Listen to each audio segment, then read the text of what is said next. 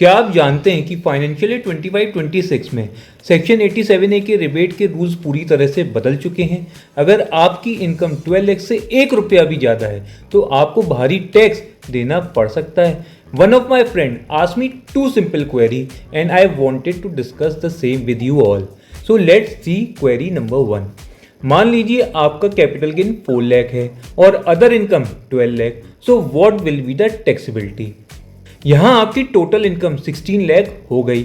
नए रूल्स के हिसाब से क्योंकि टोटल इनकम 12 लाख से ऊपर है आपको सेक्शन 87A का कोई भी रिबेट नहीं मिलेगा। आपको 12 लाख पर स्लैब रेट और 4 लाख कैपिटल गेन पर उसके स्पेसिफिक रेट पे फुल टैक्स भरना होगा। So no discount over here. Now let's see the second query, interesting one. अब मान लीजिए कैपिटल गेन 4 लाख है और अदर इनकम 8 लाख। तो अब क्या होगा?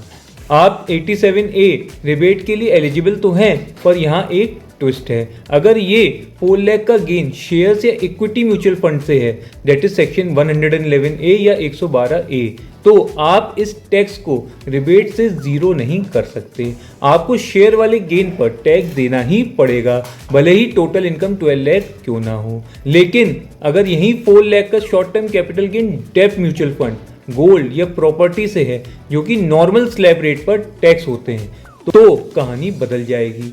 इस केस में 12 लाख तक की टोटल इनकम पर बनने वाला 60,000 टैक्स सेक्शन 87A रिबेट से पूरी तरह जीरो हो जाएगा। As a result net tax payable nil होगा। तो अगर आपको मेरा वीडियो पसंद आया तो चैनल को लाइक शेयर सब्सक्राइब करना ना भूले। मैं फिर मिलूंगा एक और नई वीडियो के साथ। Till then thank you and stay connected.